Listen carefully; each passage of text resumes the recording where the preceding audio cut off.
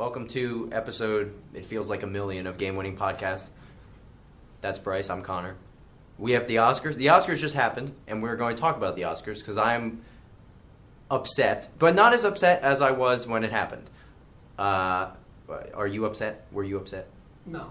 I was upset. I wasn't upset. I didn't think Parasite deserved, Best Picture. Well, we're going to talk about it. We're going to talk about Parasite. We'll talk about the big three movies that were really up for it. Yeah. Parasite, Once Upon a Time, and 1917. So, first things, a couple of big things have happened in sports. A, this Astro stuff is getting crazy. That's all I have to say about that. Manfred needs to go. This is ridiculous. The second thing is the NBA All-Star Game was amazing. It was amazing. All-Star Weekend was great.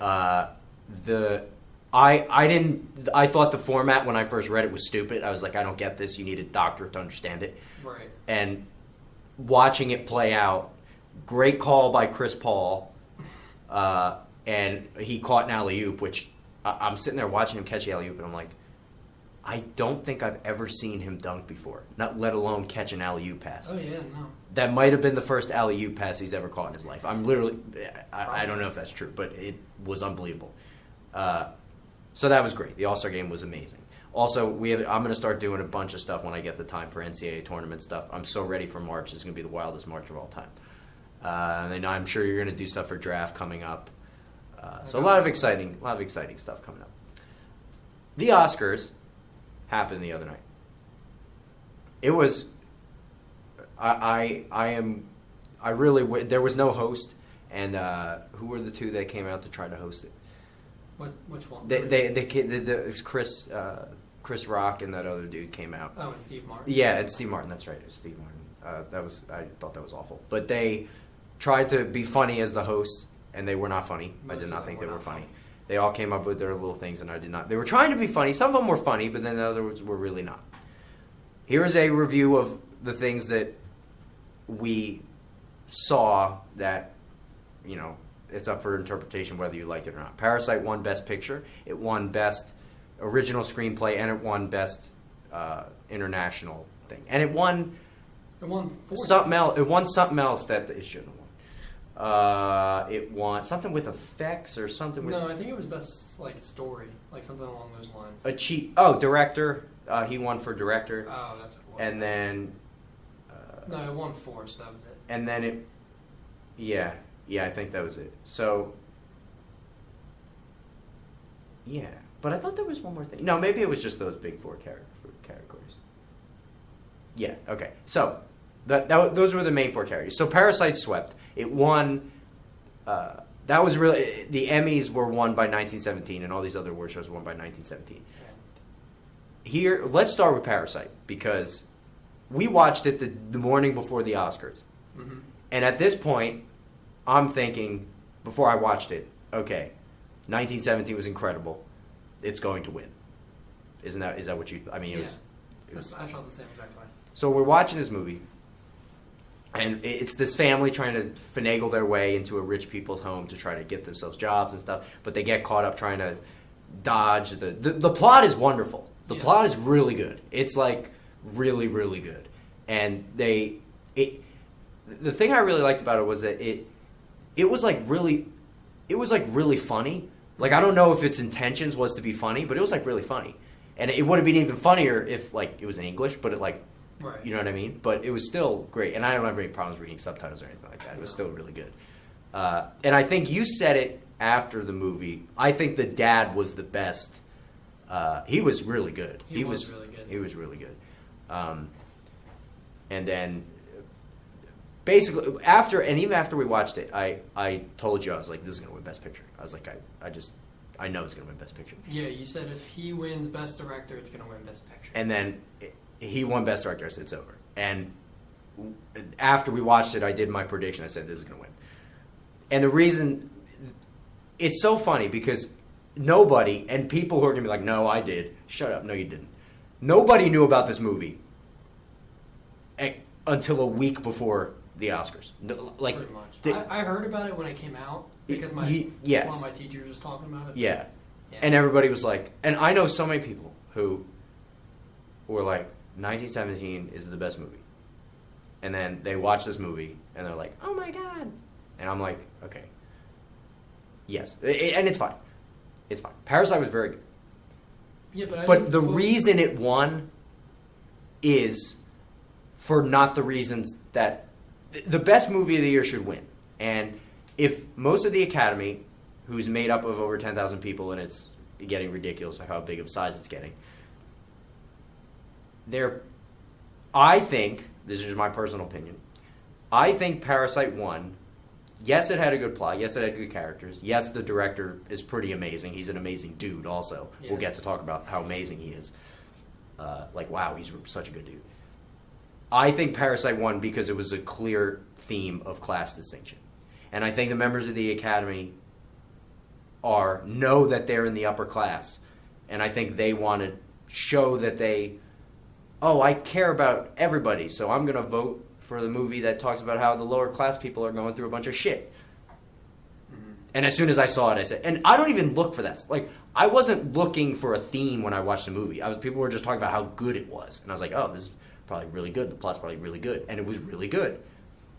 But after I watched it, I was like, I thought of two things. I was like, first of all, this is going to win because the class distinctions, everybody's going to eat this up. And it wasn't even like they were hiding it. It was like right in your face. Like they were shoving it down your throat. Like, hey, this sucks. The poor people, it sucks for them. Which it does. Especially, oh my God, the scene. But the way that he was... the way that he was showing the poor, like, their house and the flood and everything. The flood was amazing. Mm-hmm. The way he did that was absolutely amazing. And the end sequence there where the whole party just went to shit was unbelievable. And so after it, I was like, this plot's unbelievable. Like, it's really good. After I was done watching it, I was like, this is the fourth best movie this year. That was my thought. I was like, this is the fourth best movie. It's not better than 1917. It's not better than Once Upon a Time. It's not better than The Irishman. That was just my opinion. I thought it was probably better than Joker. It's probably better than Joker. It's probably better than Uncut Gems. It was better than Uncut Gems. And it was, I don't know, what other movie? Marriage Story, kind of close. I really liked Marriage Story. Really liked Marriage Story. But, I mean, what'd you think? Like, what was your, after you've watched the movie, what did you think?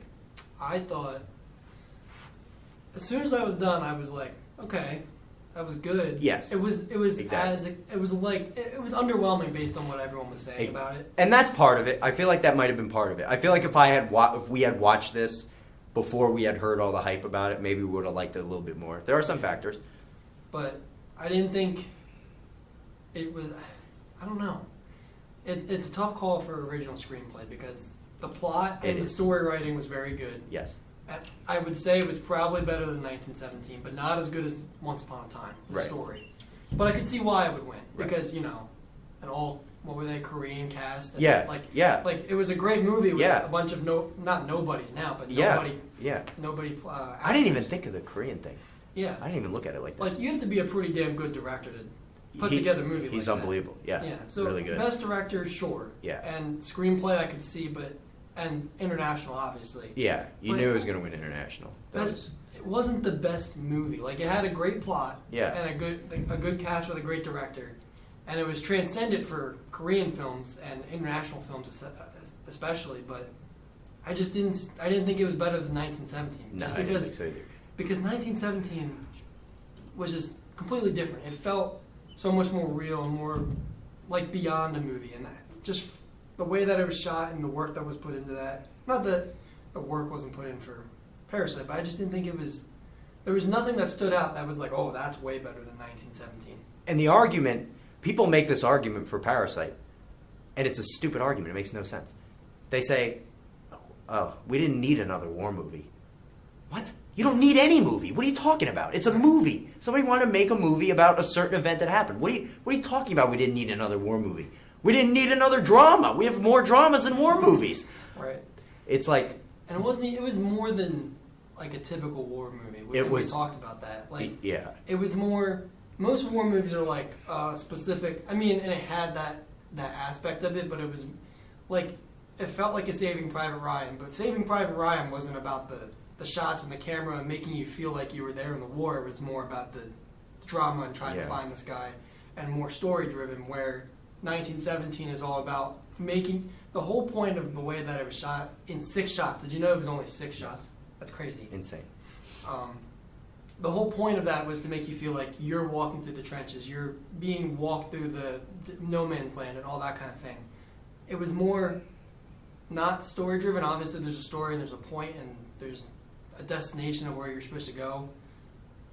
But it was different in the way that it literally walked you and made you feel like you were a part of it. And I can't think of another movie that's done that. And this is one of those things that Tarantino does too. Not like 1917's anything like what Tarantino does, but one thing Tarantino does is and I think we talked about this before, he'll take his two characters going from point A to point B, and he'll have you in on their conversation as they're walking. Instead of like, they get out of the car to go, like in Pulp Fiction when John Travolta and Samuel L. Jackson are walking up to kill those guys. For no reason. So he could have cut them getting out of the car talking about, the El Royale with cheat, whatever. And they walk up the stairs and wait, and they go take for a walk. It's not time yet, and then they knock on the door. They could have just cut to them knocking on the door and the thing. But it's kind of like with this, where you're watching them, they're having normal conversations, and it's more of character development, which is not a lot of things that a lot of people do. And it's not even the one-shot thing. That's incredible. I mean, when I watched it for the first time, I noticed it because I had heard about it. Yeah. It's one of those things that you have to look for it. It's so smooth that you have to look for it. If not, somebody said that movie was supposed to look like it was one shot. And you're like, really? You probably wouldn't have known it because it was so smooth. Mm-hmm. World War I, most of the people are like, we don't need another war movie. When people think of war movies, they think of, what are our iconic war movies these days? All these war movies with big explosions and all this different stuff. At this point, it's not even like war. It's carnage. It's just straight carnage. And World War I, there was a lot of death and a lot of stuff. They were getting new weapons and stuff like that. But the way they portrayed that stuff was like spot on. Mm-hmm. And it's not like it was a lot of carnage. It's not like we were following a whole platoon through the trenches or them going over into no man's land. It was you don't even see a gun fired until the end. You don't. You see them, they do that standoff where there's the artillery. But other than that, it's not like you see them walking. You watch them walk the whole. No, there is when he's in the city. Yeah, when he's, But that's at the end of the movie. Yeah, when he's, gets shot in the helmet before that. Yeah. But the whole time, the first, 25 minutes of the movie are them walking from the tree that they started at to get to the end of their trenches, end of their line to get into no man's land. Yeah. And it's like, that's just it. And that's how, the trenches were that long. It took that long to get there. You're going between each of the platoons. You got to talk to different officers. And that's what that was like. And a lot of times, people's complaints with war movies, especially like my dad likes war movies. And my dad's like a war history buff, obviously. Yeah. And he enjoys them, but he knows that a lot of them are not historically accurate. Mm-hmm. And he couldn't believe how historically accurate this was. It was it's just one of those things, it's not just the fact that it was one shot. It was those two actors were dynamite also. They were dynamite. They were dynamite. And the fact that, and how many times do you see a movie and the guy gets stabbed or shot in the arm and in the stomach, and then he's and then he pulls. And then he gets up and he's running a million miles an hour, like he's beating Usain Bolt in the fucking 200 meter dash. You're like, what's going on? But then you have a guy who gets stabbed right in the right part of the gut and he's dying, and it's so different because you're and my favorite thing about it was that it set you up to think that Schofield was going to die. Mm-hmm. Because he cuts his hand, you're like, shit, there's no medicine. He's going to get infected. Then he gets it in the dead body. Yeah. And I know you're sitting there, I'm sitting there oh my God. And he wraps it up, gets trampled by and he miraculously makes it out, and you're not looking for him to die. You're just not. Mm-hmm. And then all of a sudden, boom, Blake's dead. And you're like, what just happened? You couldn't believe it. I was like, what? And that to me is what set it apart as a movie, not even just a war movie, just the fact that it gives you twists and turns. Parasite does it too. Yeah, for sure. I just thought it was better. For sure. Well, it was done better in 1917, just for the fact that, talking about the originality behind most war movies, and there's really not, like you said, most of them aren't historically accurate. They're more driven on, shots and explosions and people dying and gore. And this is driven by, how real World War I was. Yeah. And, that's something we don't really associate with, because obviously we haven't been there. Yeah. Experienced that. But, you see all the death and the symbols of death and, like literally the characters are tiptoeing around death, especially on that shot that we really liked with them in the crater. He was flexing across. Oh my god, that was so nice. Really cool shot. Yeah, and even with I'm not crazy about I'm not all the shots in this movie were really great. Like I watch a movie and I'm like, oh, this is a good movie. But when he did that shot, I noticed it and I was like, that's pretty incredible. Yeah, I was like, and that's another really thing. incredible. That's another thing that they had that Parasite didn't was iconic. Like name me one iconic shot from Parasite. Yeah, you're right. Like maybe them all when they're all they're listening to the people in the hidden basement and they're all like stacked on top of each other. Yeah. But like there were so many shots that were so beautifully well done and that just captured how World War I was, where you're like constantly on your toes and you have a second of humanity and something happens and you're like, fuck, I have to go back and fight the war.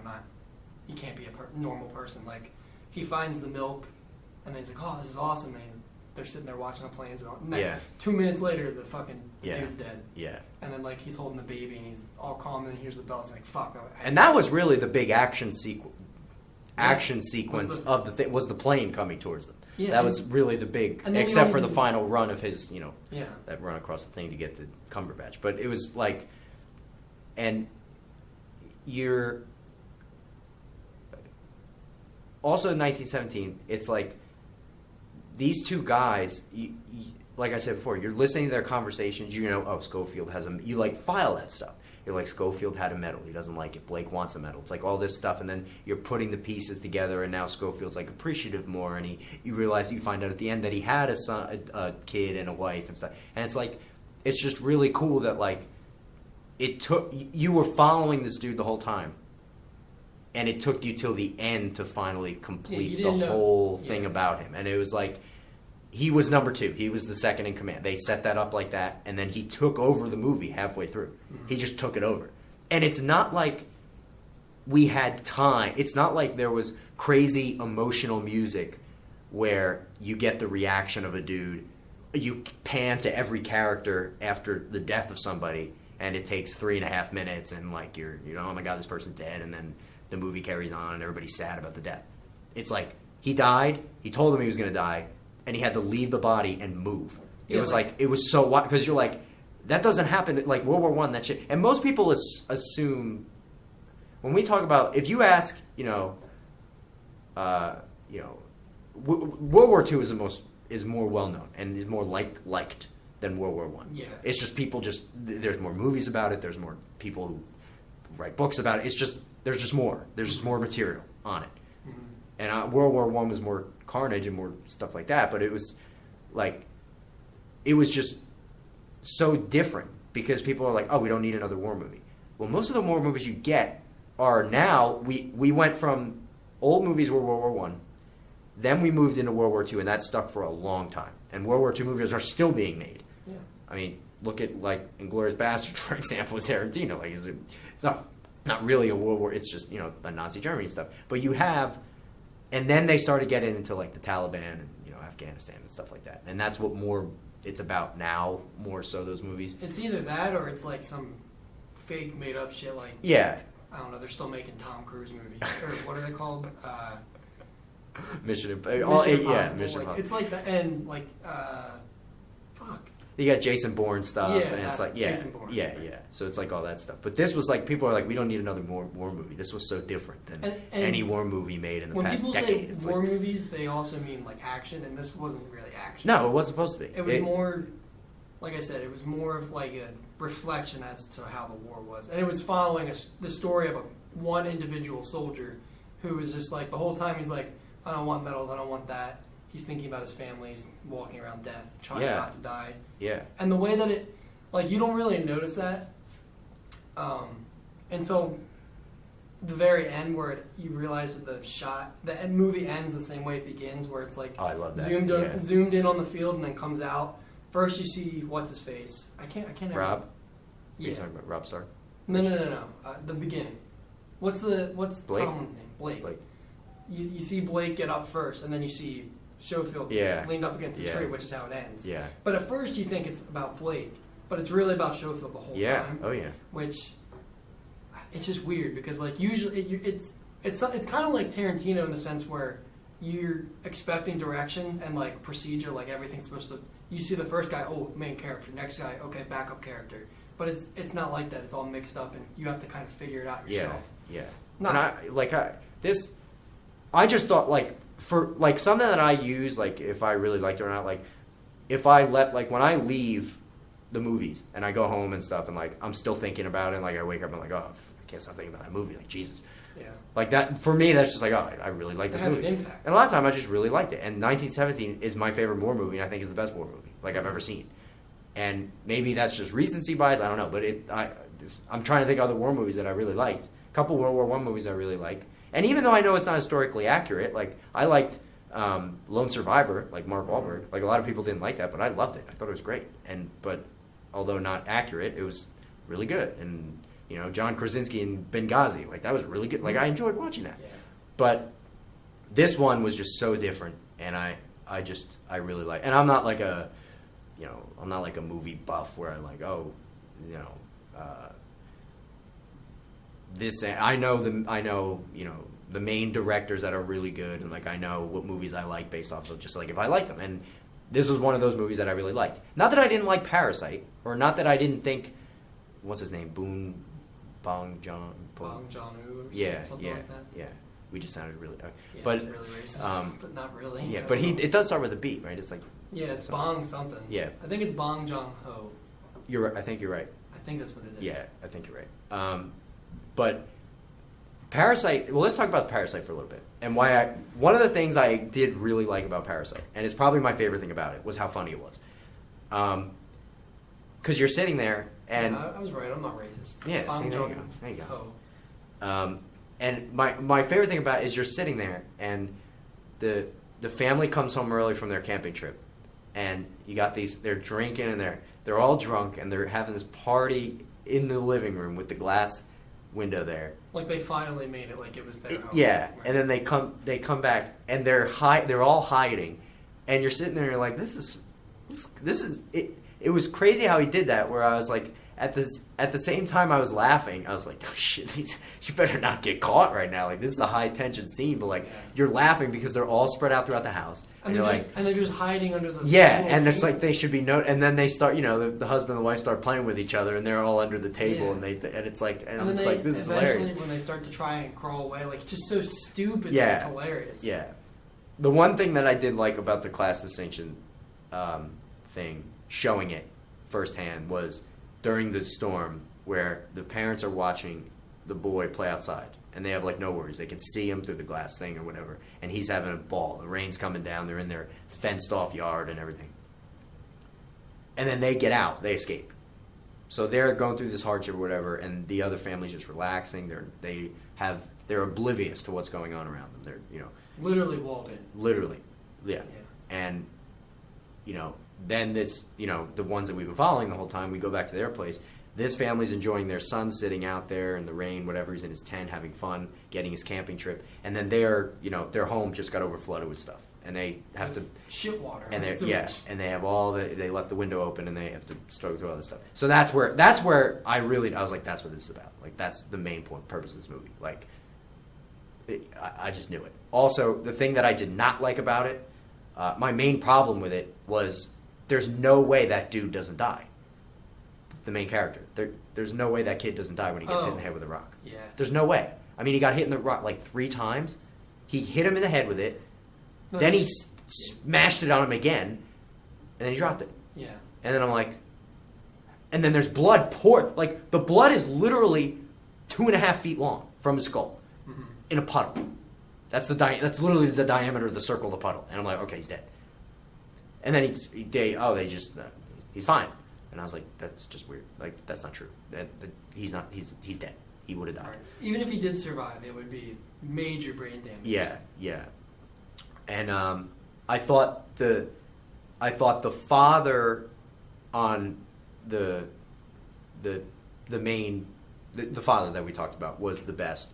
I thought the mother of the rich family was phenomenal as well. Yeah, she was. The dad was, I could have done without him. He was okay. But those two really were the ones that stood out. Even the daughter was really good. I mean, she And the crazy dude was fine, but I liked all the characters themselves. Like I liked all the characters. That like it's a likable. They were a likable group to follow. Like they weren't like this perfect family. Like they had a lot of shit going on. So it was like fun to watch them. It was fun to like follow their story, and the story was great. Especially that end scene where he kills the dad. I was like, that's incredible. Like, that was incredible. But people are calling this the movie of the decade. I didn't see that. And like I didn't even think I thought it was the fourth best movie this year. And if you thought it was your favorite movie, if it was the best movie to you, like that's like I understand. Like it was good. It was really good. Like the plot was really good. It's got like a 99 on Rotten Tomatoes. This is one of the things that I don't agree with Rotten Tomatoes. As like one of many things I don't agree with. But it's like people really like this movie, and that's fine. But I think, just in my opinion, this is just my opinion, I think Hollywood, everybody in it, picked it because it was something they wanted to feel good about themselves with the lower class of people. Because they don't live like that. They don't live like that. And I think, I mean, the director, let's talk about the director. Can we talk about this dude? Oh my God. He gets up there. He wins his first award. I forget what it was for. The first was the international film. Okay, so he gets up there. Or no, the first was screenplay. Was it okay? Original screenplay. I think you're right. And he gets up there, and maybe it wasn't even the first one. Maybe it was the second one. But he gets up there, and the dude just won't shut up about how he's so grateful to be there.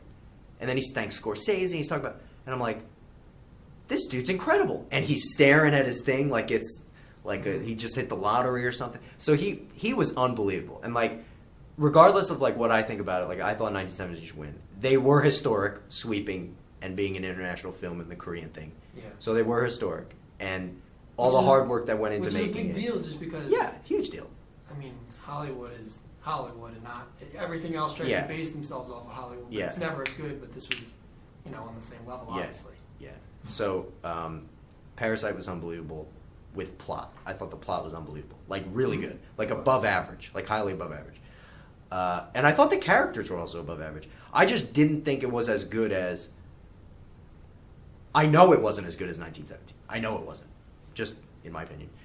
I didn't think it was as good as Once Upon a Time, but I also like Once Upon a Time, and some people, you're either hit or miss on that movie, man. You're either hit or miss on Tarantino. And true, but with this movie, like Once Upon a Time, I know friends of mine who would really love it, and I know friends of mine who are really not going to like it. And it's just what you like. And Tarantino's just different. Yeah, and I loved it, and I love the stuff that he does. But I know people who don't, and I get it because sometimes it can drag, But that's the one thing about Parasite. Parasite really. There's no point where you're like, all right, something. Yeah, there was a couple times where I was like, it was like not even a couple days. Like I was enjoying it the whole time. Like how long was it? 2 hours? 2 hours. Yeah, it was 2 hours on the nose, and the characters, as I said, were great, and he was great as the director.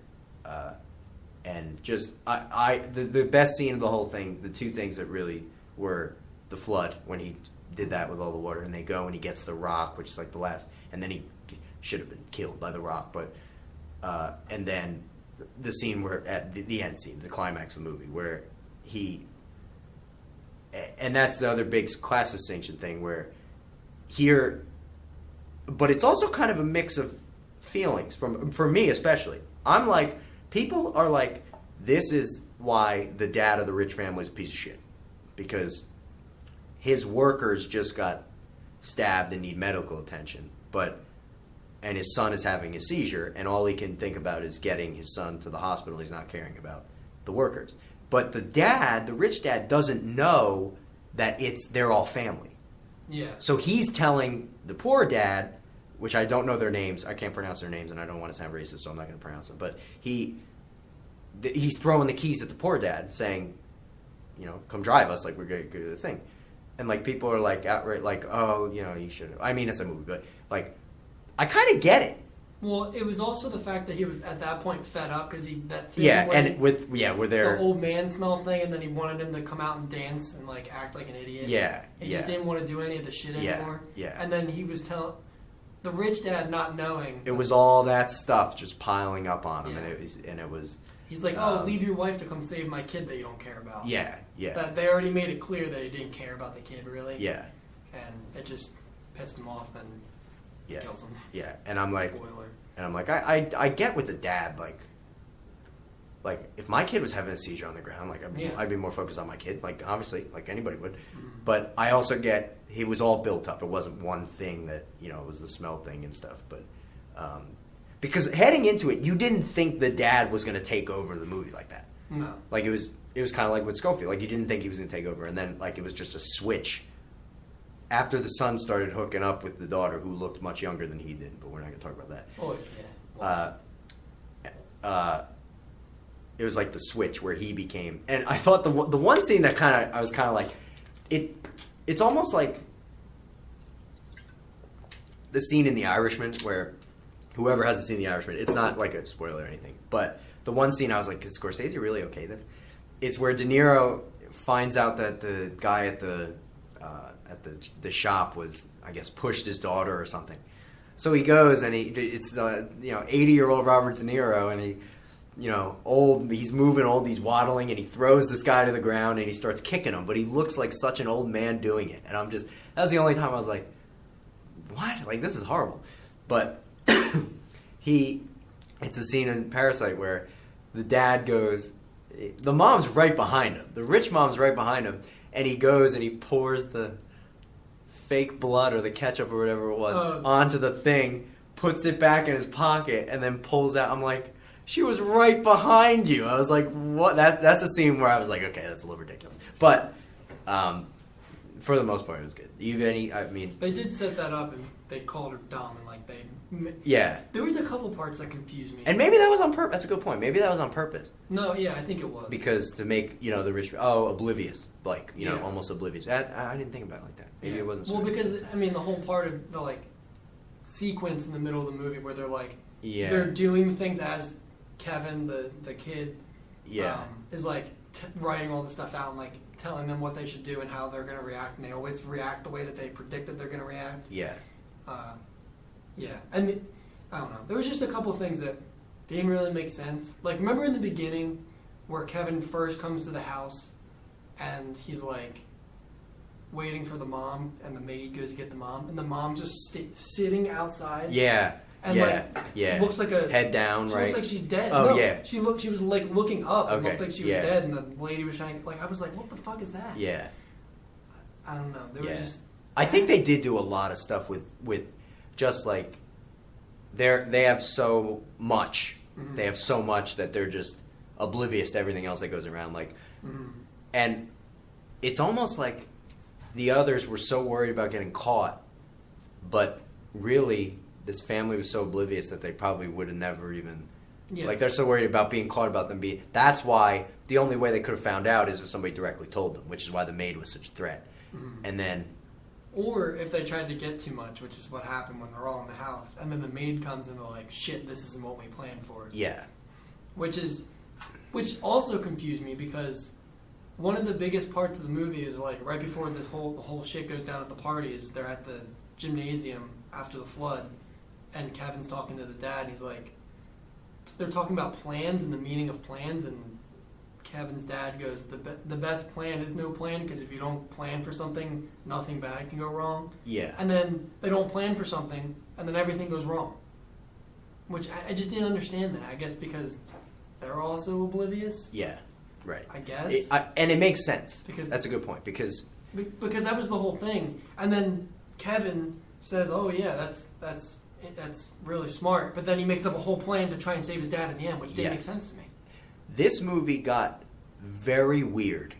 At the end. It got very weird once we found out that the maid came. When the maid came in the middle of them feasting, and they had to get rid of the maid and hide. Right. And you find out the maid goes downstairs, and you didn't even know this tunnel existed. Well, the weird part was when they're like, "Why is she taking so long?" And they go downstairs, and she's like on the cabinet, like on top of the wall. It was weird. Have you ever seen Spirited Away? No. Spirited Away is made by another Japanese dude. And I watched it for one of my film classes I had. And I'm watching this movie, and it was by far and away the weirdest fucking thing I've ever seen or been a part of. Ever. Weird. Just weird. And it was one of those things where I'm watching it, and I'm thinking, not a scene goes by where I'm like, this is the so fucking weird. Like, it's just, I've never seen anything this weird before. But you're sitting there and you're thinking that, and you're like, but I really like it. Like, it's weird, but I am really enjoying it. That's how I felt. Like, it was so weird, this movie, the end of that, where, and I guess it was a big reveal that she had but it wasn't like a plot twist per se, but it was just like a big deal that now, I guess it was such a big deal because now, you know, they can, you know, hey, you keep my secret, I keep yours, whatever. And they didn't want to do that. And it was like, then she found out they were family because Kevin slipped or something, said dad, whatever. But it was kind of like how I felt watching Spirited Away, where I was like, this is fucking weird, but I actually really like what he's doing. Mm-hmm. And, like, I really like that he tied that in. Because now you're like, okay, now in the back of your head you're thinking, okay, there's a crazy guy now in the base. He's fucking crazy because he's been locked up there for, how many years did they say? Decade, right? More than a decade. I thought it was 7. For some reason, that number sticks. Yeah, I can't remember. It was a long time. Because it was like... Because the sharks were after him. Mm-hmm. Yeah. But... And they did set that whole thing up, like, it comes as a surprise at first, but they did set it up because the maid was there and knew all about the architecture, and they kept talking about architecture at first. Yeah. And, like, she would be obviously the only one that knows that. It makes sense why she was, like, didn't want to leave the house and everything and out. And then you also see the lights. Like, there was 1 or 2 particular shots where you see the lights when the dad flickering comes up every day. Yeah. Well, like, every time he that's right. And he just, and that's right. You just thought, like, I was like, whoa, that's weird. But I thought it was, like, just some weird technology or something that he was trying to show off. Right. You find out that it's actually the crazy thing. And that's another thing with the oblivious thing. Mm-hmm. The dad thought the whole time that they were automatic. Yeah, and then there's another part where, like, it's flickering, and you're like, what is that? And then eventually you find out it's the crazy guy like, thanking the dad for his home. Yep. Which is like, you just, yeah. It's weird. It's weird. And then he came out with the knife, and when he comes out with the knife, you're thinking, like, it was really the only time, I didn't know who was going to die. Like, I was like, okay, this could be, when he's coming out with the knife, I'm like, is he really going to do it? Is he really going to? And then he goes and stabs the daughter, and I think he's got a brawl with the mom or something. Mm-hmm. And you're like, shit, that was really good. And then the dad kills the other dad, and then he runs away, and then you find out he goes in the cellar or whatever, and he's living there. And, like, the roles are reversed, where it's like, you have this, it's almost like it's a 3-tier thing, kind of like in Once Upon a Time. You have the rich of the rich who own the house. You have the parasites who are coming into the house and infiltrating it. But even with the parasites, you have something even lower than that. And you had those two are like flip-flopping, and it's cool. He played with a lot of the class stuff, and he still made a really good plot. So, like, yeah, I have no complaints with it winning. I mean, I do have complaints with it winning, but I understand. Like, I understand why people liked it so much. But I think the normal person saying, this was the best movie, I just liked it the best, I'm like, yes. Sure. But Hollywood, I know that's not why they picked this. I know it's not. I know half of them don't even watch the movies. Right. I know it. People have said, like, oh, I didn't see that. Then how did you pick it to win then? It should be a more strict board. And, like, I didn't see all the movies on the board. I mean, I saw almost all of them. I saw the big 3, and that was it. Well, no, that was it. I saw Uncut Gems and Knives Out and stuff. I don't know. Yeah, it was like, and, like, look, I don't watch every, I didn't see every movie, but I'm not on the Academy, am I? Like, Right. So I didn't see. If I was on the Academy, I'd fucking watch the movie. Yeah, and, like, I saw, okay, here's all the nominees. Of them all, I watched The Irishman, Joker, Marriage Story, 1917, Once Upon a Time, Parasite. So I saw almost all of them. The ones I didn't see were Ford vs. Ferrari, Jojo Rabbit, and Little Women. I do want to see Jojo Rabbit, and you got to see Knives Out, which wasn't nominated. I do have to see Knives Out. movie. Also, and my only other complaint, other than 1917 not winning, was I thought that Lupta, I'm trying not to pronounce her name wrong. Nyong'ong, I think is her last name. She played the main actress in Us. Right. And that was at the beginning of the year. And she didn't even get nominated for this. After I saw Us, I was like, she's going to win. Like, I was like, it's not even... It was like after I saw Joker, I was like, he's going to win. She was so good. And, like, watching Us, I was like, I couldn't believe Us, A, wasn't nominated for this. For anything. And B, I couldn't believe she wasn't even considered for Best Lead Actress because she was, I mean, Right. she's unbelievable. And I thought she would have won. And I like, didn't- I really liked Scarlett Johansson in Marriage Story. I thought she got robbed. I didn't see Judy. But all I hear about Judy from people is that Judy was like, kind of like Joker where It was just she dominates the movie. Like, she's just in it. And Marriage Story is different because they kind of split time between her and Driver. But I thought Scarlett was fantastic. But I didn't see Judy, so I can't really say if she deserved it or not. But I would have picked her. I would have picked Nyong'ong every second. I mean, She was so good. incredible. And I thought Us was really good also. I'm surprised it wasn't nominated for anything. Yeah, so that was wild. That blew my mind. And maybe it's just a combination of. People are. Like but, Jordan Peele already got his own. Yeah, maybe. That bullshit. Because he won Best Original Screenplay. He won Best Picture that year, 2017. I don't think so. I forget who won Best Picture. I should know who won these things so far ago. But it's. I couldn't believe it didn't get nominated. But not even just the movie. Like, if the movie didn't get it, that's fine. But her specifically, I was like. Moonlight won 2017. Moonlight. Okay, Moonlight. I think Get Out was 2017. Or was it 2016? No, I thought that was. No. No, because Moonlight won, but La La Land should have won. Spotlight was 2016.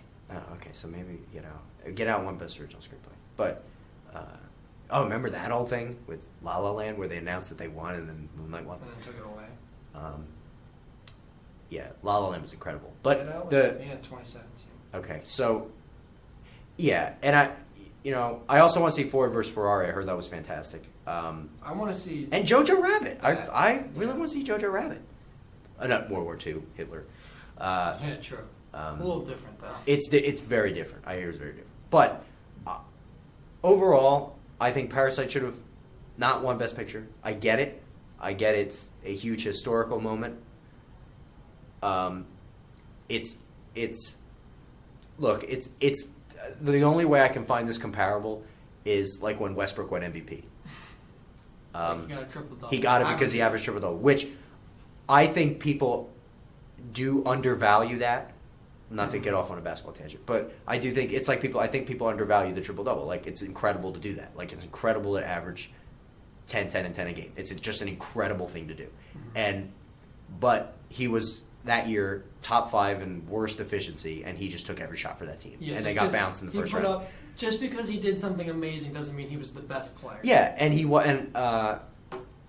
20. I think Harden should have won it. I think that was the year Harden should have won, or whoever it was. Right. But it's one of those things where sometimes people vote just for a historical. That's what I mean. Thing, and it's when Harden won the MVP a couple of years ago, where he was historically good. Like, it was just historically, he was averaging the most 30-point games, and he had the most 50-point games, he had the most whatever, and just historically, it was one of those things. And I feel like when you vote for stuff like that, it's like. And that's where, like, voting in all aspects, like between movie awards and and sports awards, that sort of stuff. Right, like you said, it's more like people want to be a part of making like a historical event or whatever. And I feel like, sadly, that's kind of what happened, which is great for Bong Joon. Yeah. And the Parasite crew, but like just because he did something really amazing and incredible and transcendent for foreign films, it doesn't mean it was the best picture in the world for this year. When I watched it, I didn't get that from it. And like I was like, great movie. Love the director, especially after his multiple, and he was such a good dude about it. Yeah, he wasn't like, this is what I want. Like, he was like, he was like giving credit to everybody there. He was truly incredible, and we can't express that enough. Like, he was just incredible, and I thought he was deserving, but I didn't think Best Picture just doesn't sit. Right. No, not that it doesn't sit right. Like, okay, fine. 1917 was better. Yeah, it just was. It was more impactful. It was, but and it had a better. We'll see, but I think this one might be more impactful for people. Parasite. You think? For people, like, not for you. For me, and for you, it was 1917. Mm-hmm. But I think for people who are looking at this as a class thing, it has something to do with what's going on today, like class stuff. I think they are like, this really resonates with me. I feel like we've seen movies like Parasite before like it's the class thing, but it's all exaggerated. Like the dude's super rich and these people are super poor, living in sewer water. I mean, that could be a thing for Korean culture. Like I don't know. Yeah. But the fact that we're trying to relate to that in a completely different society, in a completely different continent, nonetheless. Yeah. In something that we have no experience with, like, how can we be able to relate to that? Yeah, I know, there's 3 people I know that are really big, well known, like they know everything about movies. Duel is one of them. I want him to see Parasite. I don't know if he has already, but I want him to see it. I want him to watch it. And I want his opinion on it. My uncle's another one. Another one of my friends. But because some people, like Duel, for example, is he knows like just facts about like all of this stuff. Like he's huge buff about sports and movies, and he knows literally everything. And he's like, for example, he really did not like Pulp Fiction, and he's really not a Tarantino person. Like he just doesn't like. And when I told him how good I thought Once Upon a Time was, he said, "I'm worried I'm not going to like it." And I don't think he's seen it, but he said he was worried he wasn't going to like it. And it's not just because he doesn't like it. So like Parasite's one of those things where I'm like, I want him to see it because I want to see what he thinks of it. And it's like, I guess people thought it was the best movie. I didn't think it was the best movie. I think 1917 was the best movie. And that's really. I guess it's also tough because it's an artwork and it's kind of everyone interprets it a different way. Yeah, and that's fine. In a way, just movies. Movies are good. I love movies. We love movies. We're gonna watch Once Upon a Time later tonight again. I'm gonna watch. This will be my 5th. I've only watched it once. This will be my 5th time watching it. I'm very excited because every time I watch it, I like it more and more. Here, can I give you my hot take before we? What time? We got time. We have to talk about Once Upon a Time. You want to talk about Once Upon a Time? Yeah. We haven't done a podcast on Once Upon a Time, right? No. No, we did. Yeah, we have. Camino and that's right. We did. Something so else. we just talked about just normal stuff. I guess movies and stuff. Oh, word. We did talk about Once Upon a Time, but I think we were talking about what we think makes a good movie. Yeah. Okay. I have a huge hot take about Once Upon a Time. First of all, it's one of my 5 favorite movies I've ever seen. Maybe one of my 3 favorite movies I've ever seen. And the more I watch it, the more I like it. And maybe, again, as I said before, it's recency bias. Just now, there's a difference between my favorite and the best. For example, Jason Tatum is my favorite player in the league. Kawhi is the best player in the league. Right. There's just the difference. And it's like Once Upon a Time. Like, is Once Upon a Time a top 5 movie? Like, no, it's not. But this year, yes. But and also because I'm DiCaprio super fan. But here's my hot take. Are you ready for this? You watch the movie, and I think Brad Pitt's character is just easier to like than Rick Dalton, right? So you have Cliff Booth and Rick Dalton, stuntman, actor, whatever. And Cliff Booth is like this guy who's living in a trailer. He's good looking. He's got a trained dog really. Like he did him and the dog like have great scenes together. Behind a fucking drive-in movie. Yeah, and he's like going through. He doesn't give a shit. He's walking through the Manson people. He's throwing shit around. He's fighting Bruce Lee and things that didn't happen. He's just a really likable character. And you watch DiCaprio, and DiCaprio is the exact opposite. Like his character is like a dick who's very selfish, only cares about, he wants his future to be really bright and everything. And Cliff kind of just, and he said, I'll ride your coattails any day, Leo, when he won Best Supporting. And it was like, in the characters themselves made, that's how, like Brad Pitt was perfect for that role. And he won Best Supporting Actor. Although I thought it should have been Al Pacino, I get it. Brad Pitt was dynamite. There's no doubt about it. Here's my take for this movie. I went back and watched like a psychopath. I cut every scene. I watched every scene because here's what this movie does that's really good. All of Leo and Brad's best scenes, you're like watching this movie and you're like, oh my god, Leo and Brad are in a movie together. This is the best. Okay. Their best scenes were when they were not together. The best ones. Leo in the trailer. Brad doing whatever the fuck it was that Brad was doing. When Leo was in the pool and Brad's fighting all these people. Yeah, and he's on even the when they're theoretically in the same place, they're not. They're in different shots. Right. Here's my scorching hot take. I told Emily this take at our Valentine's dinner. I was very excited about it. And she couldn't believe that I said this. But I took a step back and I was like, think about it. I went back and watched in this movie. I only watched scenes with DiCaprio in it. Mm-hmm. I only watched his scenes. Because it's broken up, right? That scene where he's at the junkyard, stretched out. The scene of him driving, which the scenes of driving were phenomenal. Of just Cliff Booth doing stuff. I watched all the Leo scenes in a row. I think this is the best DiCaprio performance of all time. Here's why. He won for The Revenant, which was just not a good movie. Like I did not think The Revenant was a good movie. No. He was good in it. Yeah.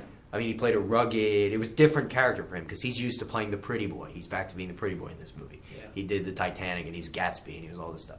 But I think Leo's made... He's made 8 movies this decade. 7? 8? Well, I don't know off the top of my head. Once Upon a Time. Edgar. Wolf. Inception. Shutter Island. Is Inception this decade? Yeah. Well, I guess the last decade. I want to say it's 8. Did I say Edgar? Yeah. The Aviator was 04. I think it's 8. And I'm thinking about all these movies that he made. I'm going to miss one. I'm going to look this up. Yeah, go for it. But I think it's his best one. I literally think this is the best performance he's ever given. Here's why. 1, he has to play like 4 different characters, right? He has to play himself in real life as this cocky guy who's just looking out for himself, who hangs out with a stuntman sometimes. He's practicing his lines, that guy. He goes on set, he's got to be the main guy in Bounty Law. He's got to be that guy. Then he gets this, he has to be in these Italian movies. He's like, I got to be in fucking Italian movies. Italian. And then he goes to the movie where it's him and Julia Butters, that young actress who, oh my God, she's so good. But he's got to be that character who's like a secondary character and is the villain. He's got to play the villain. Then he's got to be this evolving. He's constantly changing clothes. Then he's that dude when he's just hanging out with Brad Pitt, and he's got to be so many different things. And he's walking his best scenes. Obviously, you can say, well, and I'm on the train where it's like just because a dude freaked out in a scene and he like did it doesn't mean like, oh, that's one of the best. But his freak out scene was phenomenal. Like where he's on himself talking about 8 whiskey sours. Why couldn't you stop at 4 and stuff like that. And I'm thinking about all these movies. Here's how many. Okay, let's count how many movies. Once Upon a Time in Hollywood, Wolf of Wall Street, The Revenant, Inception, Django. Forgot about Django. How can I forget that? Oh, Django. Shutter Island, Gatsby, Oh yeah. and Edgar. 8. I was right. 8. He's been in 8 movies this decade, and I think it's his best one. Think about this. Shoot, I lost it. The argument I will take is Wolf, because he dominates that movie. That movie's so good. He dominates that movie, and it's his movie, and it's 3 hours long, and this one was 3 hours long, and he split time with. He was very good as George, and I didn't really know much. It was before, like The Irishman, for example. I read up on my history, so I knew what I was going into when I watched it. But Wolf, I didn't do that. I just went in. Okay. I just went in, Yeah. and watched it. And then you learn more about it, and you're like, okay, this dude not. And even Jordan Belfort himself was like, he did a nice job. But again, that's another one that really wasn't historically accurate, according to Belfort. He says most of it was, but there were a couple of things that weren't. But he was really good in that one. I liked Inception a lot. A lot of people don't really like Inception. I thought Inception was wacky and wild, and it was just one of those. I haven't seen a lot of Inception, or a lot of Leo movies. Yeah, well, you got to get on it. Catch Me If You... Well, Catch was 02, but him and Hanks and Catch Me If You Can was really good. That's the one where he's like a undercover. Yeah, and I love The Aviator, and as Harry Hughes, the story of Harry Hughes was the pilot. Him and Scorsese did that one too. He's dynamite in that. And then What's Eating Gilbert Grape? For me, that's the one where I was like, I love this dude. And I can't picture anybody else who could play Gatsby. I mean, he's that guy. He is that guy who would play Gatsby. But of all those movies that happened this decade, The Wolf of Wall Street, all that stuff, I think this was his best one. I do. I think this was the best DiCaprio performance I've ever seen. I thought who won the movie? Brad Pitt. Everybody will say Brad Pitt. I think it's Leo. I just thought it was Leo. And I would have this was my favorite movie of the year. I thought 1917 was the best. I thought this was second, but I thought this was my favorite movie of the year. This is one of my favorite movies I've ever seen, and I can't wait to watch it again. Okay. What you got to say about it? I thought it was my favorite too. 1917 was my favorite shot-wise. I just thought it was more creative with like the camera, how everything involving camera work. I thought it was just more creative. Yeah. And it was iconic.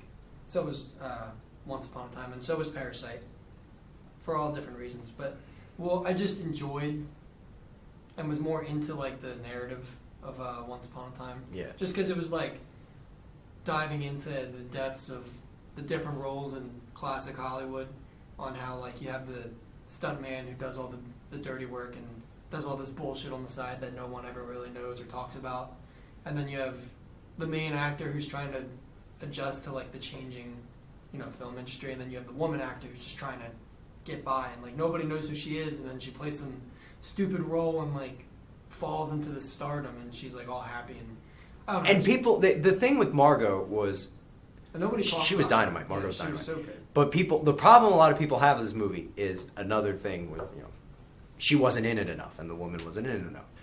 And but that's how it wasn't the point. The point that was actually kind of the point. It was the point. You have the three classes of Hollywood at the time. Mm-hmm. Brad Pitt, who's the lowest of the low. Leo, who's failing but was good, and he's fluctuating between the middle. And you have Margot, who's young. She's dating the hottest person in Hollywood, director and Roman Polanski, and she's this young actress. And the scene of it's like somebody who, it's like think about an actor who like that was their first movie, and you're like, okay, this guy's really good. Like the dude from Get Out, like he was like really good. And like I don't know what movies he was in before that, but just for me, like that was the first time seeing him. I was like really good.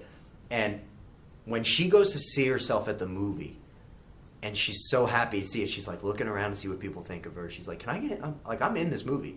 And they're like, "You're in the movie," and she's like, "Yeah." And she gets in the movie, and like nobody knows who she is, and it's like you're seeing that side of. She has no worry in the world. She's enjoying everything. She goes to the house party and is just dancing. Like that's the point of her character, to show not that she's a woman, it's to show that she is this young up and coming actress in Hollywood with no worries, and she happened to be one of the most, historical figures involved in a murder other than O.J. Simpson. She just, right. And it's great because she is just, and you don't really see them. She's prominent in the movie in the fact that like you're seeing what her everyday life is like, but she's not interacting with like Leo and Brad or anything like you expect. Like you would expect that, and you go into the movie after seeing the trailer thinking, I'm really not sure what this movie's about, and you leave it saying I'm not really sure what this movie's about, and you're like, but it's fucking incredible. Like the end of the movie, it's my favorite end to a movie ever. That action sequence is my favorite thing I've ever seen. Like, watching that in the theater, I was going crazy. Like, I was going crazy because I was so excited for it. And it kept all the major themes. Mm-hmm. Leo's relaxing in his pool, chilling. Yet Brad Pitt's doing all the work, killing all these people with his dog. He throws the dog food can at the girl's face. And I'm like, oh, that's crazy. And he's killing all these people. And then after the girl's already worn down about to die, she goes flying into the pool. And Leo's like, what is going on? He's the hero. He comes in, big moment with the flamethrower, and lights her the fuck up. Mm-hmm. And Brad does all the work. Brad goes to the hospital, but Leo gets all the credit, and then gets to go have a drink with Margot Robbie, and Sharon Tate, and he wins. And it's like that whole thing where it was just awesome. That last sequence where he lights up that girl with the flamethrower is my favorite use of foreshadowing I think I've ever seen. I wish Dan and Dave were watching that because it was over by then. It was great. And they introduced the flamethrower, and Leo's like, "Can we do something about the heat?" And they're like, "It's a flamethrower." Yeah, that was good. Oh man, I loved it. Have you watched like Tarantino talk about Once Upon a Time at all? A little bit here and there. Yeah. He's kind of like, I saw it was supposed to be an interview with him and Leo, but it was just him talking the whole time. Yeah, 'Cause he's Leo, such a buff about stuff, though. He's like... They were just talking about little things, and the way that he like went about researching how, like he watched like old westerns just to get that perfect, and that's not even a prominent part of the movie. Yeah. Like he would just do things to model different characters, and he, like each individual character that he built between Leo, Margot, and Brad, they're all like, he did so much work just to put that together. Yeah. And then you have to think about, he literally went to Hollywood and redesigned Hollywood to make it Which was incredible. I mean, they shut down Hollywood Boulevard and he redesigned. He actually... Fucking Quentin Tarantino can do something like one that. of the... I think one of the theaters that had the old theater thing to it is actually his. I think he bought it. Probably. And he used it for something and he remade that into... So that was pretty cool. But... And the thing that he does... Originally, he had Leo messing up one line when he was messing up the lines and stuff. And Leo was like, well, it's not going to be believable unless I mess up. Like, let me do a few lines, and then let me really freak out. Like, I know you have me getting mad at the time, but let me really freak out. Like, and that was Leo's idea. And Tarantino was like, okay, let's see what it does. And it worked. And it was just like, he does that shit all the time. And, you know, Brad Pitt hadn't really done anything... Like, he was kind of falling off that. After the Jennifer Aniston thing, he kind of just fell out. And this kind of brought him back up, and everybody loved it. But it's my favorite movie. It's one of my favorite movies ever. This, Whiplash, I don't know if you've ever seen Crazy Stupid Love. No, I know about Steve it. Carell. That's, I love that movie, too. It's just a bunch of, it's just one of the things that, it may not be viewed as the best movie, or the best Tarantino movie. I liked it just as much as Pulp Fiction. I liked it more than Pulp Fiction. I don't think it's better than Pulp Fiction. I think Pulp Fiction is just a fucking treasure, and I love it. Like, I fucking love it. Tarantino is just a genius. I love Tarantino. And there's some movies, like, I watched Hateful Eight, and I was like, this fucking sucks. Like, I hated Hateful Eight. I thought it was terrible. I haven't seen that. Of his. Like, I hated it. I love all the Kill Bills. I love all... I genuinely like all his movies. And Django is great, and, like, you know... Tarantino all that only stuff. got, what, one more movie left, he says? Yeah, He's says. only making 10, Yeah. and that was 9. And you can't not like... You can't not like Jackie Brown. You can't not like Reservoir Dogs. Like, those movies are just great. Like, Jackie Brown... He was in Glorious Bastards, too, right? Yeah, and Inglourious Basterds was good. I remember the first Tarantino movie I actually saw was Jackie Brown. And The first one I saw. Jackie Brown is actually one of the reasons, like, it was so different, and I was like, why is this movie so different, but everybody loves it? And that was, like, one of the moments I was like, okay, let me start being more into movies and watching more movies, like, after I watched Jackie Brown. So, Jackie Brown was, like, one of those pioneer things for me where I was like, okay. But, yeah, Hateful Eight's really the only one of his that I really don't like. But, you know, this was another, people, you know, you might be hit or miss on Once Upon a Time, but for me, it was my favorite, and I put it right up there. I don't think it's better than Pulp Fiction, but I like it just as much as Pulp Fiction. Mm-hmm. So, you know, that's that. But I don't know what my first movie I saw by him was. I think it was, honestly... No, I saw Inglourious Bastards, like, when it came out, but it was 11 years ago, so Yeah. I don't really remember. I don't know. But yeah, just Tarantino good stuff. and Leo and Tarantino and Brad, they get each other too, and that's why these movies are so good. Yeah, and it's not even... And Leo actually is kind of privileged in the way that he's gotten to work with the best. Yeah, The he's best. worked with everyone. He's worked with the best. And him and Scorsese are really close, probably closer than him and Tarantino are, but him and Scorsese are... Scorsese was Wolf, right? Yeah. And him and Scorsese Scorsese and De Niro are doing another thing based off a book. So I'm going to try to read the book before... What book is it? It's something... I don't know all the details about it yet. It's about...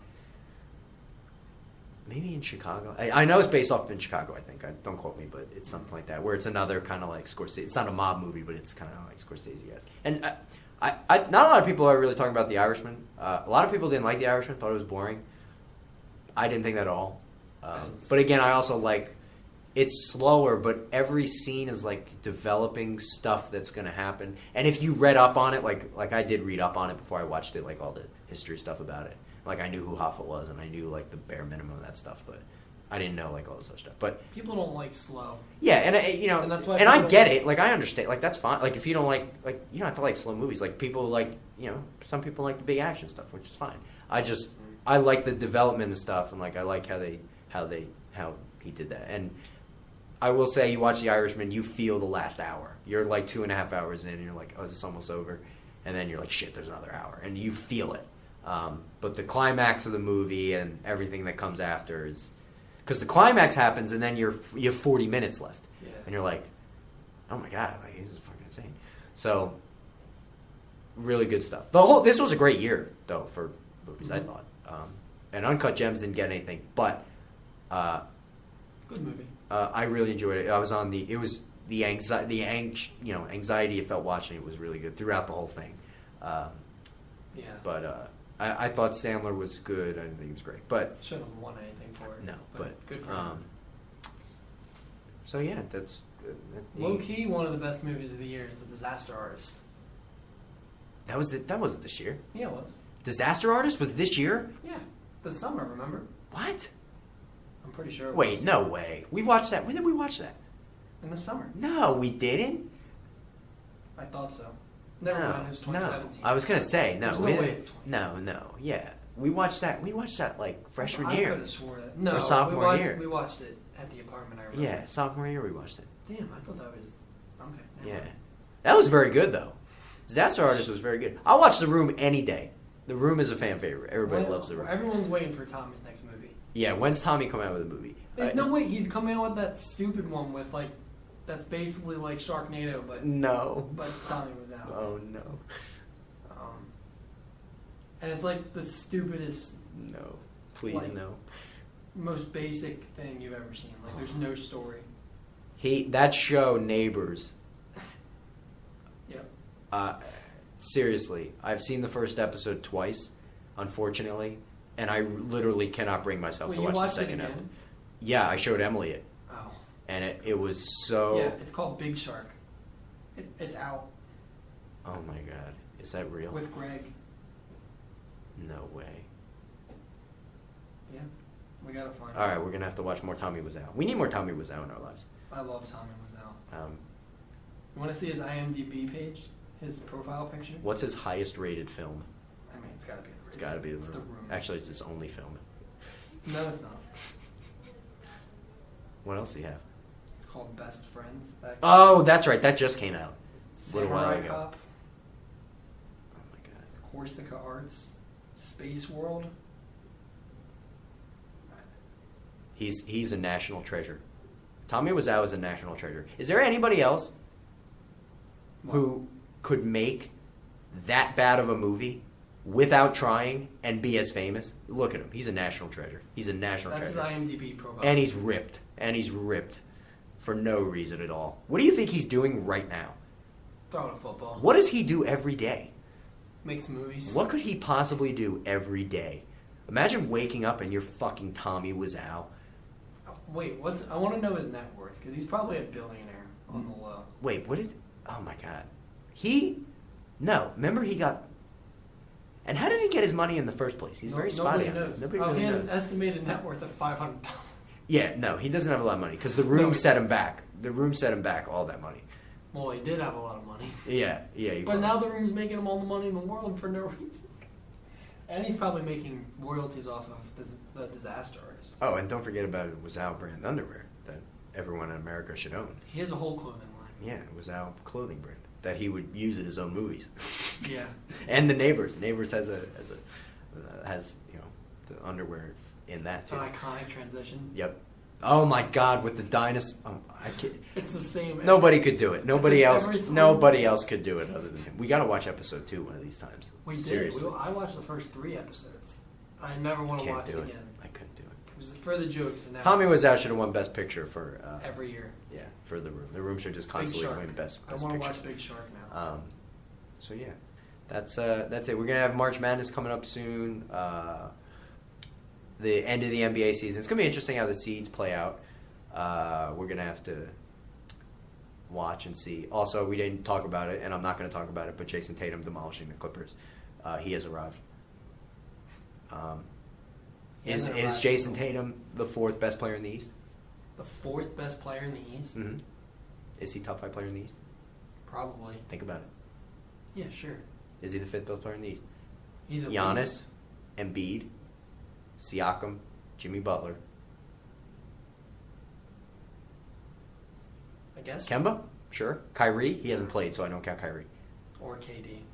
And I don't count Durant, he hasn't played. This season. I'm just talking this season. Sure. Yeah. Look out. Here he comes. Could say Bam.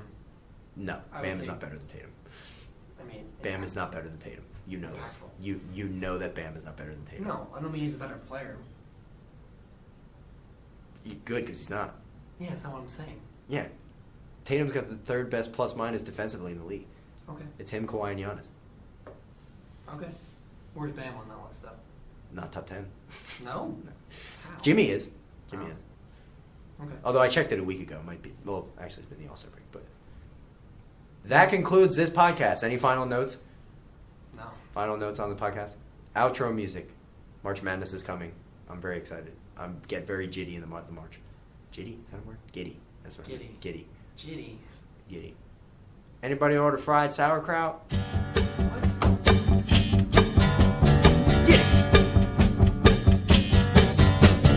Tears that you're starting to cry are no good, 'cause you know I loved you much better than anybody would. And it was understood that I wouldn't be staying around a long time. You knew that someday I'd wake up, baby, and I'd find somebody further down the line. I'm the son of a loving man. My daddy told me get you all the loving you can, and I can. 'Cause I'm the son, I'm the son, I'm the son, I'm the son of a loving man. My daddy before me told me that his daddy before him told him never wait around and never settle down. 'Cause there are too many women who will hold on tight to a loving man who will come along and treat them right. But you gotta leave with the morning light.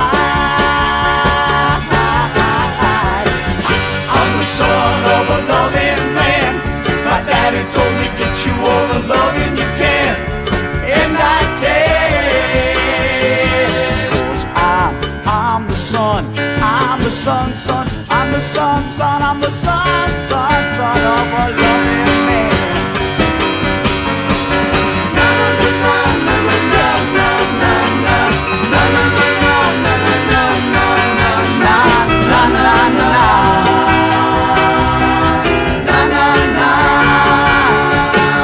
So don't get upset, 'cause I'm going away. If I do one word that I'll never say, 'cause you know that I'm coming back again sometime. 'Cause I'm the son, I'm the son, I'm the son, I'm the son of a loving man. I'm the son of a loving man. My daddy told me get you all the loving you can. Get it. I'm the son of a loving man. My daddy told me get you all the loving you can. I'm the son of a loving man. My daddy told me get you all